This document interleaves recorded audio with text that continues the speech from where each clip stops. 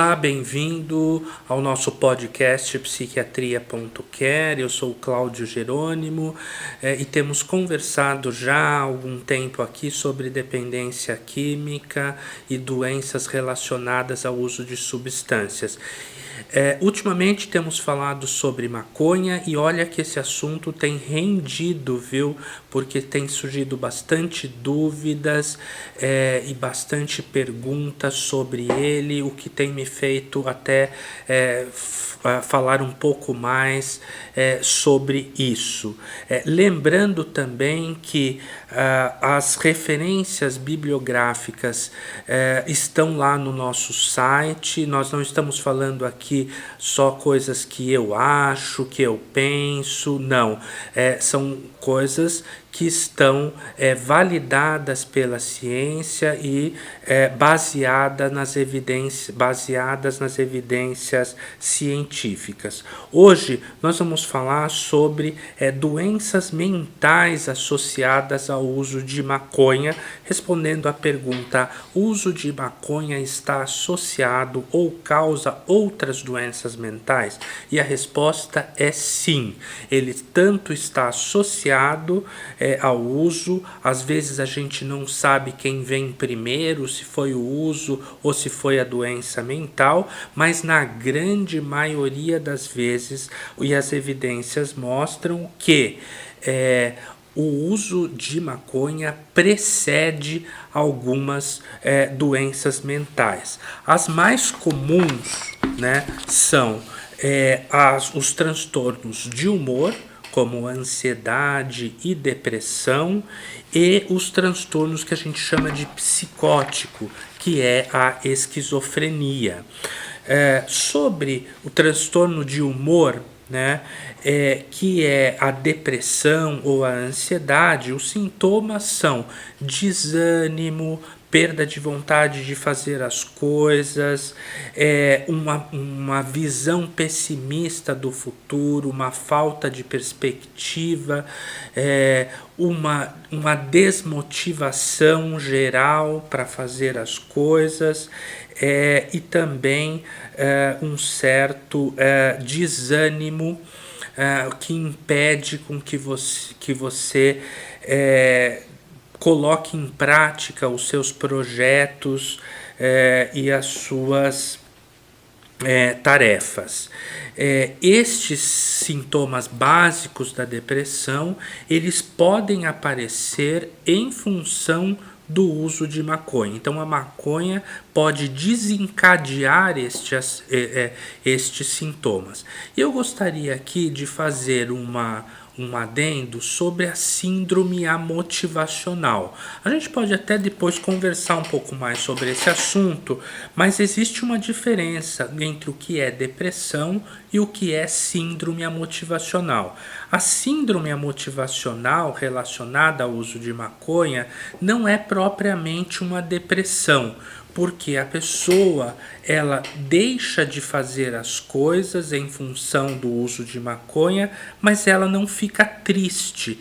É um aspecto que a gente chama de egocintônico.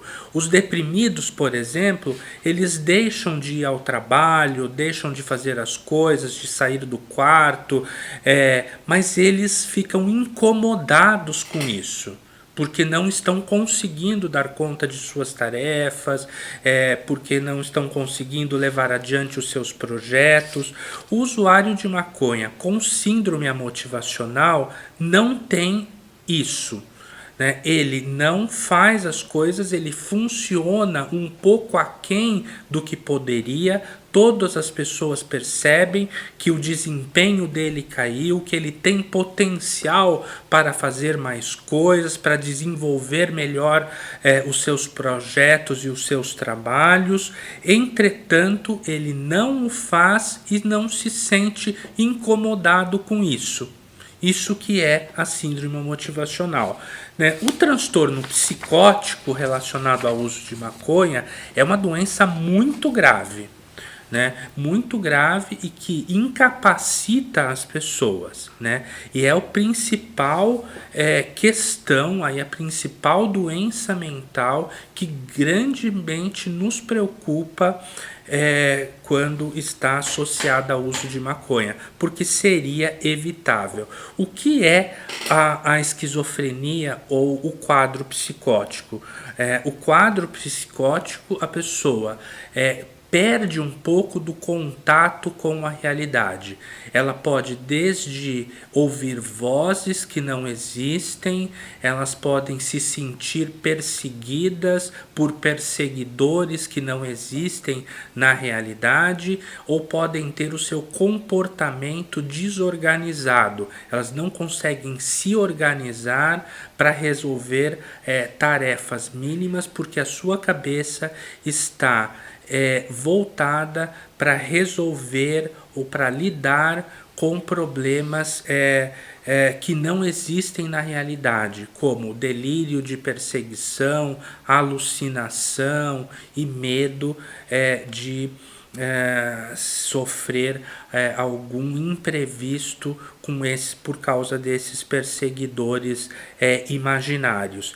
Este é o quadro mais florido, né? É o quadro mais evidente de psicose e de esquizofrenia. Entretanto, existe o que a gente chama de uma psicose atenuada, né? Que a pessoa não tem todos esses aspectos.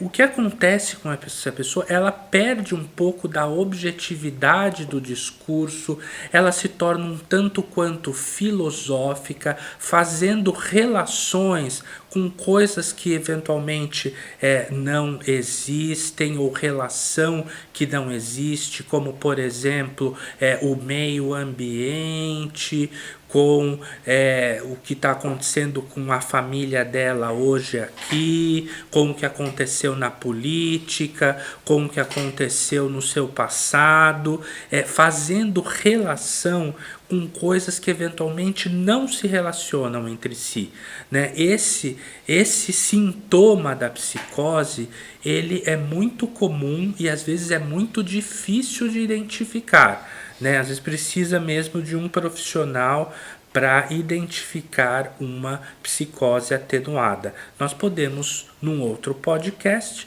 conversar mais sobre psicose atenuada e sobre os sintomas dessa doença. Se tiverem dúvida ou quiserem saber mais sobre isso, podem, por favor, nos acessar pelos nossos canais de comunicação, aí, mandando as suas dúvidas e suas perguntas, e juntos nós vamos construindo os próximos bate-papo a respeito deste assunto, dependência química e doenças associadas. Muito obrigado pela sua companhia e vamos nos falando ao longo dessa semana para construir o nosso próximo podcast. O que você gostaria de saber sobre este assunto? Manda sua dúvida, manda sua sugestão e nós vamos